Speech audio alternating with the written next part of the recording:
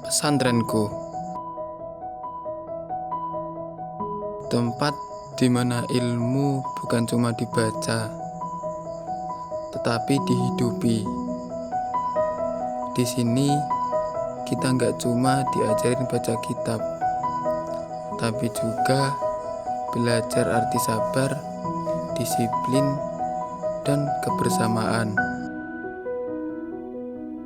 Awalnya aku pikir mondok itu cuma soal tidur di asrama dan bangun pagi buat ngaji.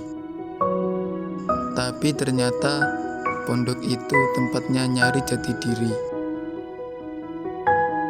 Belajar di pondok itu beda, bukan cuma soal hafalan atau catatan. Di sini setiap huruf yang kita baca selalu disertai tawa dan nasihat. Terkadang rasa ngantuk muncul tanpa permisi. Tapi dari situ aku belajar satu hal penting, makna sabar dan saling jaga.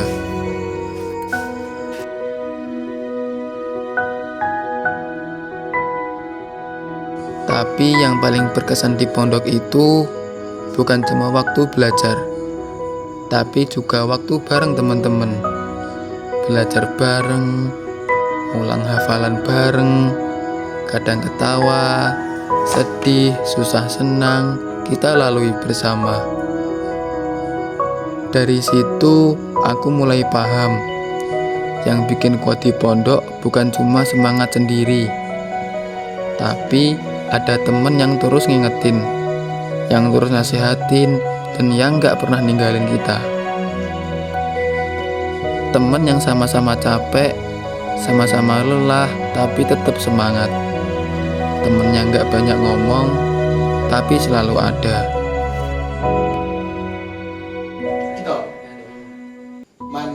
Kita di pondok itu hidup bareng-bareng, makan bareng, tidur bareng, juga belajar bareng. Tapi kadang di tengah tawa dan canda itu tiba-tiba aja ingat rumah. Dan dari situ mulai muncul pertanyaan-pertanyaan kecil. Kenapa dulu aku milih mondok?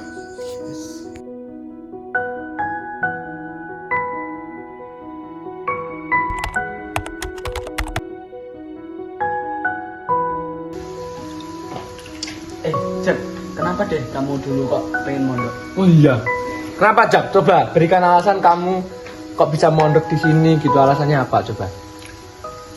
Ya dulu tuh sebenarnya cuma disuruh aja gitu, cuma disuruh. Tapi aku juga nggak nolak, nggak nerima, ya cuma ikut-ikutan aja. Berarti kamu mondok itu gak ada keinginan dari dalam diri sendiri. Kayak aku setelah ini pengen mondok, setelah ini mau kesini, mau kesini.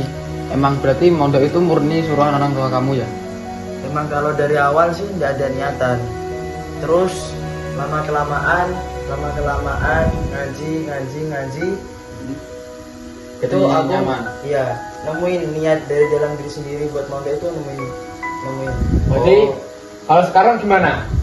Rasanya mondok itu gimana? Sama perbedaannya sama dulu dan sekarang, rasain enaknya dalam hati, senang gitu mondok punya teman.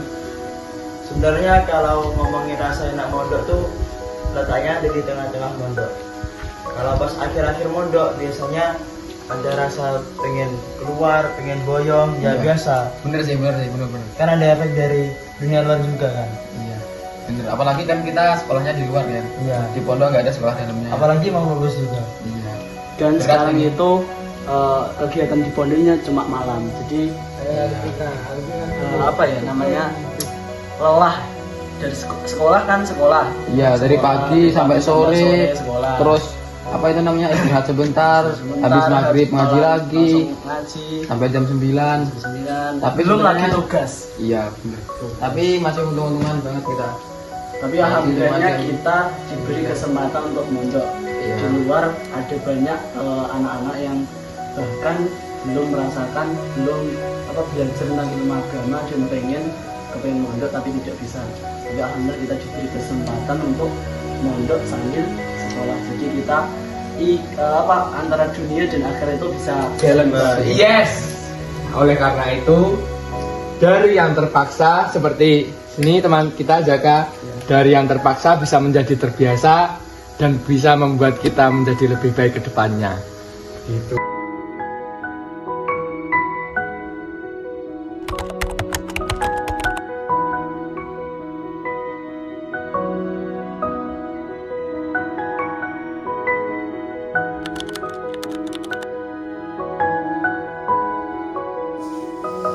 Di pondok semua ada aja aturannya.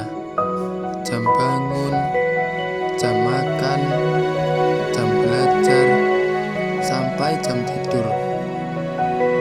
Semua serba diatur dan itu membuat aku merasa nggak bebas. Guys, kok aku di sini lama-lama rasa sumpek ya? Kenapa? Kayak semua itu kita harus dipaksa. Semua harus ada aturannya. Bahkan sendal pun harus ditata. Kenapa ya? Kok jadi gini rasanya?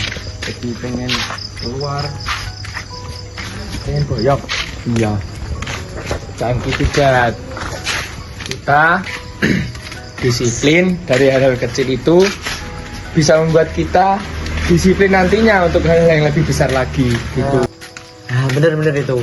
Kalau sandal aja bisa rapi, insya Allah hati juga bisa ikut rapi. Nah itu saja. Jos. Hati rapi, hati aja di sini gimana ngerapiinnya? Jelas. Tapi makin lama aku sadar aturan itu bukan buat ngebatasin, tetapi buat ngebentuk biar kita belajar disiplin dan tanggung jawab.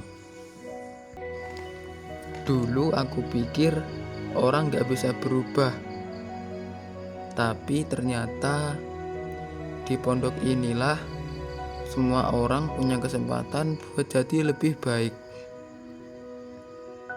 Mungkin karena di sini kita nggak cuma diajarin baca kitab, tapi juga diajarin buat ngerti diri sendiri. Aturan, teguran, hukuman, semua itu bukan buat nakut-nakutin kita, tetapi buat ngebangunin. Dan pelan-pelan, tanpa sadar, pondok yang awalnya cuma tempat singgah jadi tempat berubah.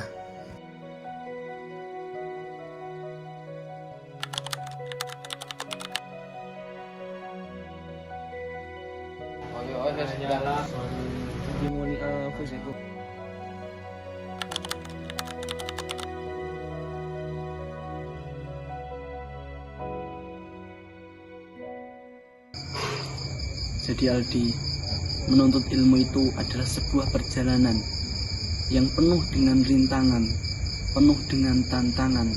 Tapi kita sebagai santri, kita harus mampu menghadapi itu semua. Lebih baik menahan sakitnya menuntut ilmu daripada nanti menahan sakitnya kebodohan di masa tua.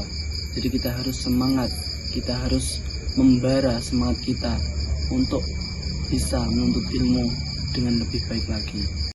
Jadi pesantren itu sebagai miniatur kecil di dalam masyarakat. Jadi itu gambaran nanti ketika kamu terjun di masyarakat, eksis di masyarakat, pesantren itu menjadi bekal bagi kamu untuk menyelesaikan berbagai masalah yang ada di masyarakat. Jadi itu sebagai bekal untuk kita menjalani kehidupan selanjutnya. Aldi, jadi setiap waktu itu, setiap zaman, setiap tempat pasti ada masanya, pasti ada sejarahnya. Jadi jadilah kamu pencetak generasi emas di mana kamu berada. Disitulah kamu menjadi santri yang sejati. Semenjak itu aku berpikir penuntut ilmu memang gak mudah, Ada rasa capek, bosan, dan selalu pengen menyerah. Tapi jauh lebih berat kalau nanti di masa tua aku hidup dalam kebodohan. Malam itu aku berpikir, ternyata perjuangan di pondok ini bukan cuma soal hafalan atau nilai, tapi soal melatih hati supaya kuat, sabar, dan gak gampang menyerah. Sejak malam itu, aku janji pada diri sendiri gak akan berhenti belajar sampai cahaya ilmu benar-benar hidup di hatiku.